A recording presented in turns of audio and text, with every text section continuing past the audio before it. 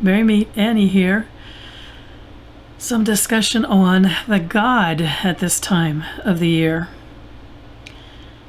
As with the video I did on the goddess, several of his aspects are very present and can be very real to us if we would like to explore them at this time of the year. We begin with the god of the underworld. He remains powerfully aligned to the underworld at this season. He's not disconnected from this rebirth of the sun. He is the spark within the cosmic womb that created the maiden sun, after all. There is an aspect of him that is always her mate, as well as the aspects of him who are always her child, and yet always separate and distinct from her. Every one of the aspects of the god and the goddess exist at all times. At a discussion at a witch salon, friends were considering where the god might be at the moment of his own birth. A concept that can boggle the mind of contemporary practitioners who perhaps do not have as sophisticated an understanding of the coexistence of all of the aspects of the gods at the same time, that he is both lover, son, father. Some of us in that discussion wanted the god to be present in a way that reflected our childhood image of Joseph standing by Mary's side, attending at the birth of another child of light. But something didn't seem quite right about that the more we discussed the possibility. Instead, we created a shared vision of goddess and god, the elders, in the background at the time of the birth of the child of light. And we imagined them looking at each other and thinking, we have created something beautiful together.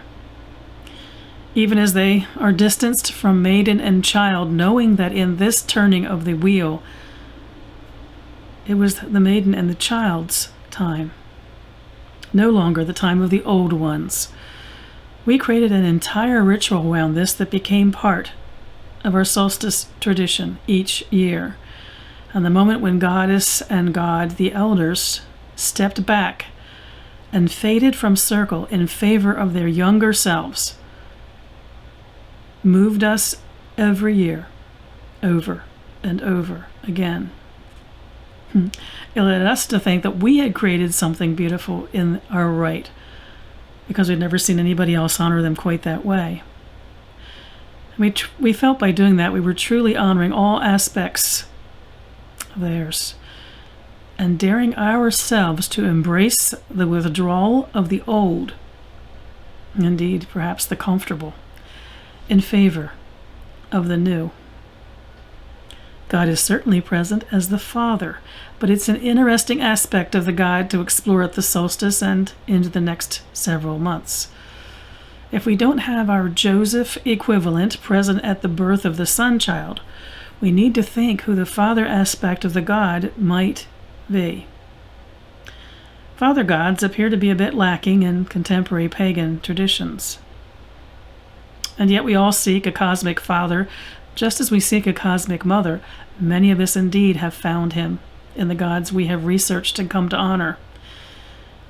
One of the most tender aspects of the god at the time of any birthing is that if the child passes, it will be in the Wiccan tradition delivered into the gentle hands of the god of the underworld, the father of death.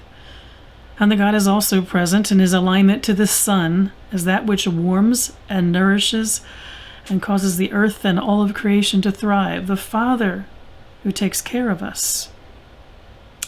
And we might consider he is the energy that moves within the child of light to grow, explore, and become powerfully individual. As the Father God, he encourages each of us to become our best.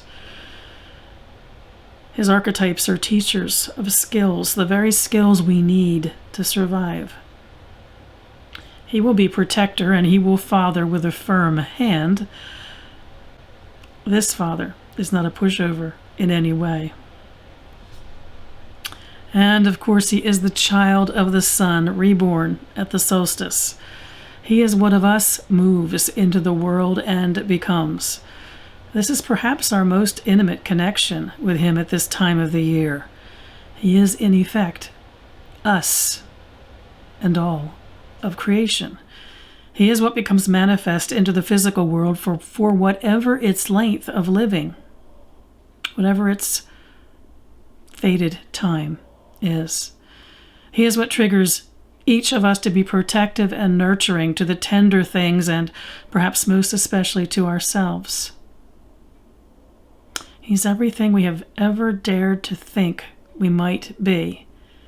He is our dreams, our promise, and our future. What is more beautifully and sweetly symbolic of that, after all, than a child? Here's a little something I wrote, obviously for quarter calls at some point. I no longer have it aligned to a particular ritual, so I don't know what I wrote it for, except it would have been the solstice, I'm quite sure.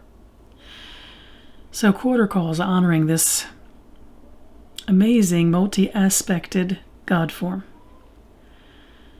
We have met the God upon the winds and opened our arms in greeting.